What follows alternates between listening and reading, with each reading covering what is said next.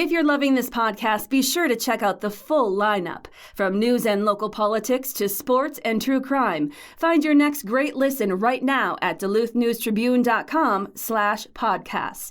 That's duluthnewstribune.com/podcasts.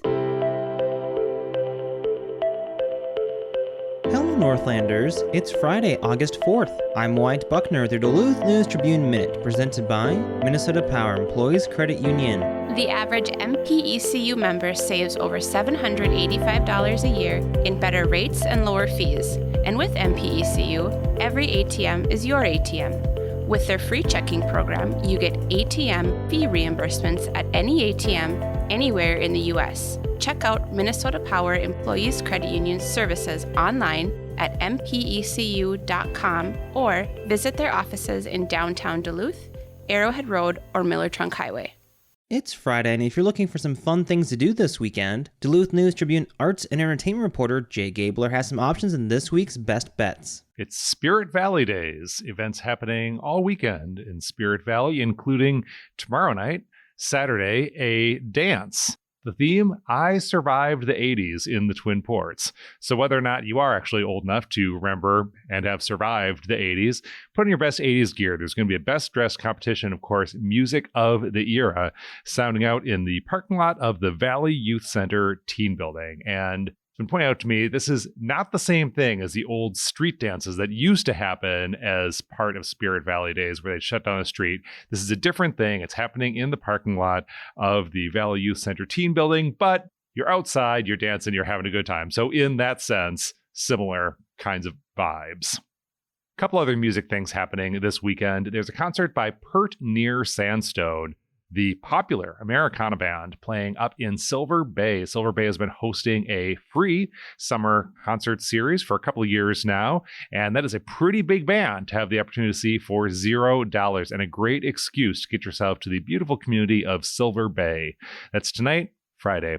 Then tomorrow is another bridge session from the Duluth Superior Symphony Orchestra, so called because these are sessions that bridge the classically trained players of the DSSO and other members of the music community. The artist crossing the bridge tomorrow is Brianne Marie, who is playing around town all the time. You've probably seen her and enjoyed her music, but you have never seen or heard her quite like this.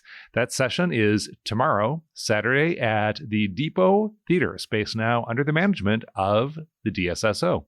For more information on these and other best bets for the weekend, check out duluthnewstribune.com. I'm Jay Gabler. Now here's a look at today's headlines.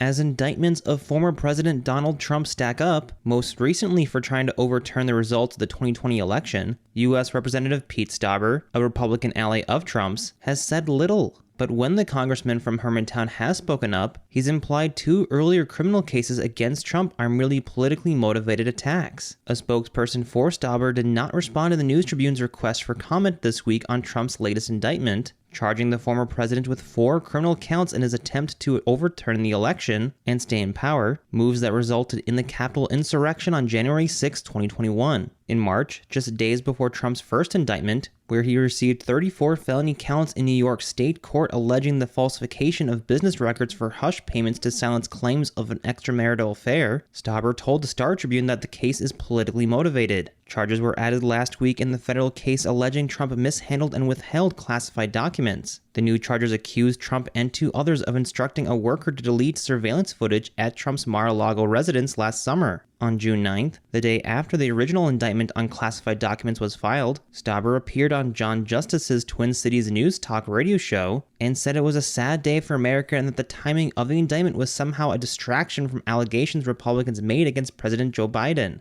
Stauber said it's not a coincidence that the indictment was made the same day as Republicans renewed an unsubstantiated allegation that Biden received a bribe from a Ukrainian energy company. Trump is under investigation in a 4th case in Georgia, which could also result in criminal charges later this month, after he urged Georgia officials to reverse Biden's win and find just enough votes for him to win the swing state.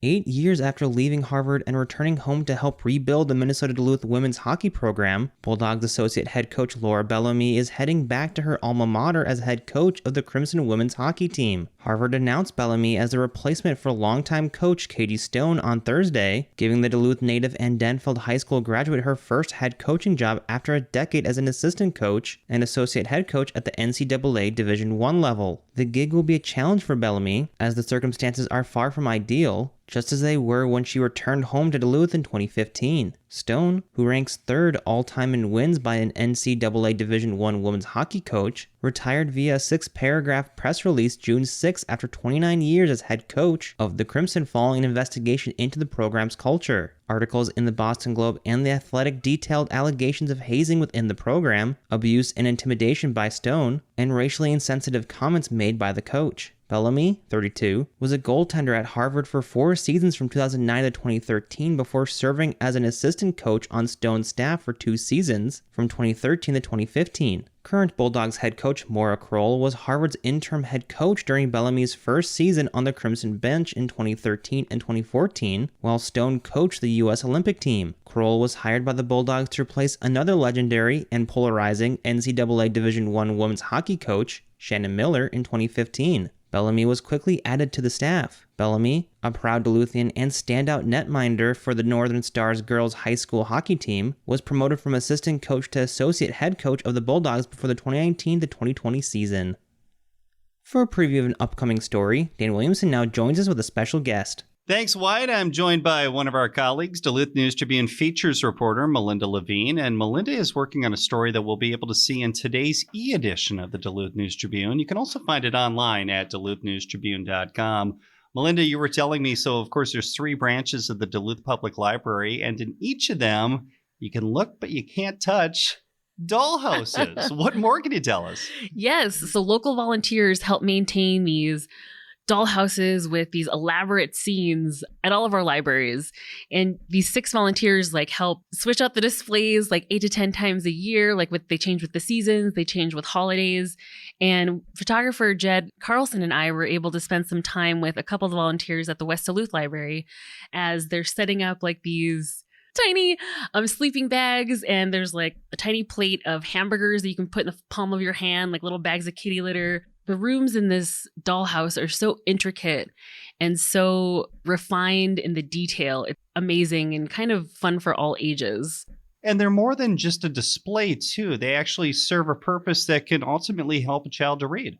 Yeah. I spoke with Heidi Harrison over at the main library branch, and she was talking about how these dollhouses help, kids engage in another way with the library. If they're not really comfortable reading yet, or just kind of having a passive play option, it's really beneficial for them too. And also an intergenerational talking point, because it's got that kind of historical value. A lot of people played with dollhouses and miniatures a lot more back in the day, and there's still people doing it now. As far as takeaways go, first off, what was your takeaway? And second off, what do you hope our audience takes away from your story? Oh, my takeaway was just the wonder in the miniature. Watching, I guess what drew me to this was I mentored a youth through Mentor North, and we would go to the library a lot, and spending time in youth services, seeing this cool dollhouse, we would spend at least 10 minutes, just going through each room and all the detail and kind of telling a narrative and, imagining a story. And that was really kind of magical to me. And I was like, what is this Beta Rose Manor? So kind of looking deeper into that, following my curiosity. I think just a big takeaway is, in kind of our fast-paced lives, it feels so refreshing and really kind of sparks creativity to just hone in on the tiny. Hone in on the tiny. I like it. Melinda, thank you so much for your time. Thanks, Dan. And again, you can find Melinda's article in today's e-edition of the Duluth News Tribune. You can also find it on our website, duluthnewstribune.com. Wyatt, back to you. Thanks, Dan. Now here's a look at your forecast, brought to you by the Superior Telegram's history podcast, Archive Dive. Duluth area weather for today, mostly sunny and mild, with an east wind around 5 to 10 miles an hour. High temperature will be in the mid-70s in the Duluth Harbor area. Away from the lake, temperatures up into the 80s are more likely. For tonight, becoming mostly cloudy, temperatures dropping into the mid to upper 50s. And then on Saturday, becoming mostly cloudy with temps again in the mid-70s. Saturday night into Sunday, there's an increasing chance for scattered showers showers and thunder showers under mostly cloudy skies. I'm Storm Tracker meteorologist John Wheeler. Thank you to Archive Dive for their support. The monthly history podcast, hosted by Superior Telegram reporter Maria Lockwood, dips into the archives of historic events, people, and places around Superior and Douglas County. You can find the latest episode of Archive Dive at superiortelegram.com or wherever you also get this podcast. Reporting for today's episode was done by Jay Gabler, Jimmy Lovren, Matt Wellens, and Melinda Levine. Thank you for listening to Duluth News Tribune Minute. Have a great weekend, and we'll see you back here Monday.